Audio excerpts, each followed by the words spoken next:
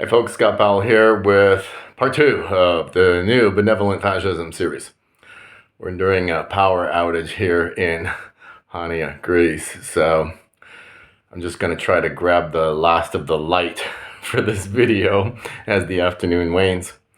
Anyhow, in the last video I talked about the idea that most people do not have nearly enough concretes in order to back up the abstraction fascism, and that consequently what happens is, even at best, even people who know about, let's say, who have good detailed or specific knowledge about regimes like Nazi Germany or Mussolini's Italy, or even perhaps, but rarely, Francisco Franco's Spain, probably don't have a good enough sample.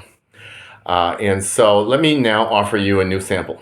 So we'll go slowly. The first one that I want to encourage you to investigate, because you can do so by reading the history of tomorrow, is Juche, North Korea. Now, most people mistakenly believe, because there's way too much talk about this on the media, that North Korea is a communist regime. And this is inaccurate at best and plainly wrong, in fact, if you understand the difference between fascism and communism. Now, so let me explain my use of the word Juche.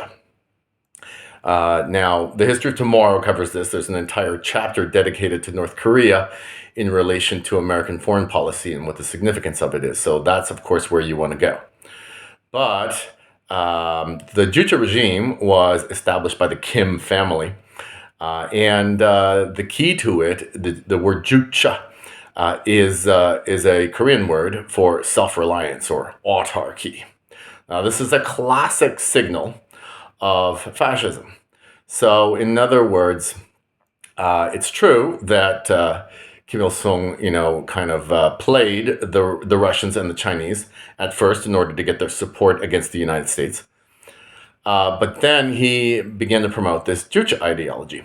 And the idea is that Korea is to be a completely self-sufficient state. And the basis for this is racism. So Juche self-reliance is autarchical national socialism.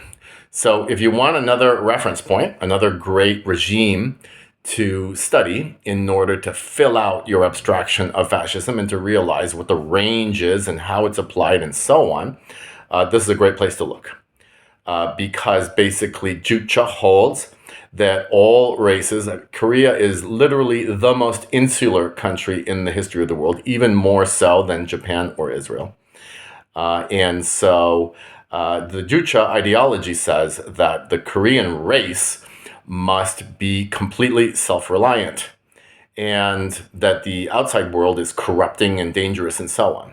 Now, this example, Korea is a totalitarian regime, so there's a tendency to not view it as fascist, because one of the things that we often associate with fascism is this kind of veneer of private property and private industry. And so when we look at Korea and we see that it's a totalitarian state with essentially a communist political economy, that's where I think a lot of people get trapped. But Korea holds that all other races, non-Koreans, are corrupting and dangerous. It holds that the entire political economy of Korea must be self-reliant. And it also upholds the great leader cult, if you will, the kind of myth of the Kim family as being the defenders of the Korean race. And so now this is a very interesting feature, the only feature of Juche ideology which does not mirror quite closely Nazism is the lack of the presence of supranationalism. And I want to just take a moment here to explain some terminology.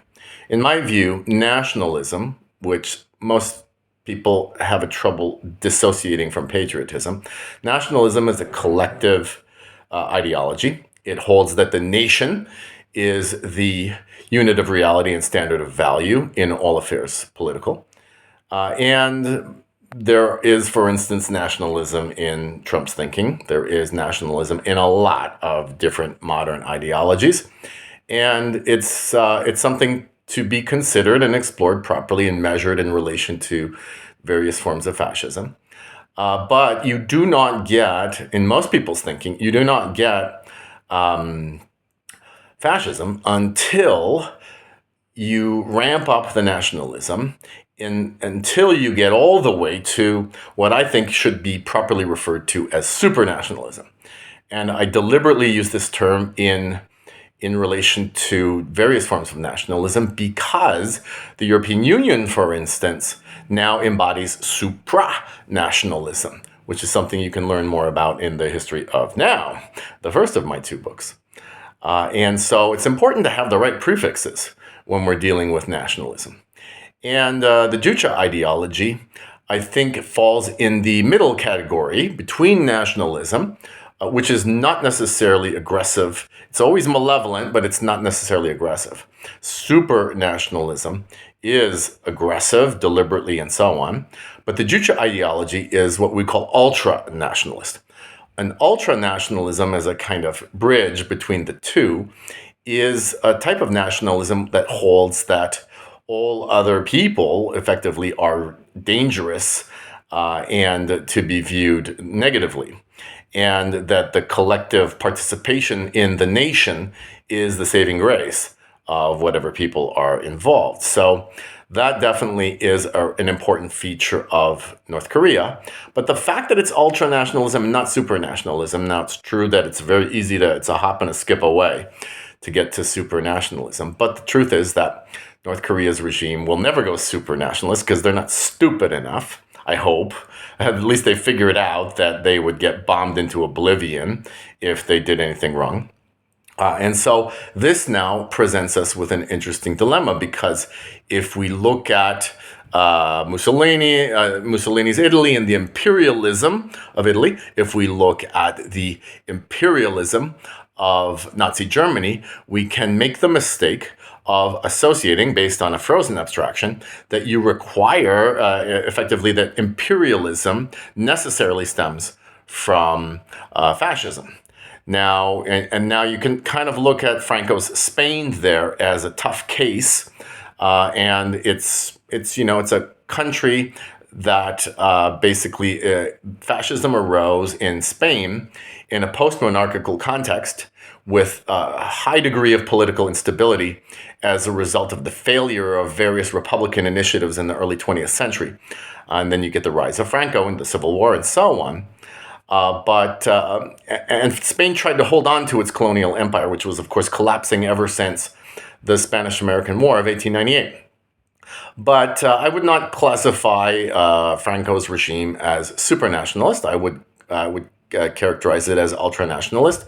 And ultimately, Spain let go of the remainder of its colonial empire, as did Portugal, which was also a fascist regime under Antonio Salazar. And so this is why you've got to extend the range of your thinking. And so to take that back to North Korea, of course, North Korea does not have a super nationalist ideology. It's an ultra nationalist ideology. And that's one of the things that you've got to be able to range over if you're going to properly understand what fascism is. So point number one, extend your awareness of fascism by extending your specifications, your concretizations to include Juche North Korea. And then, in order to fill out your thinking, make sure that you understand the various forms of nationalism. Best place to go for that is, well, right here for more, and then the History of Tomorrow. So good luck with that.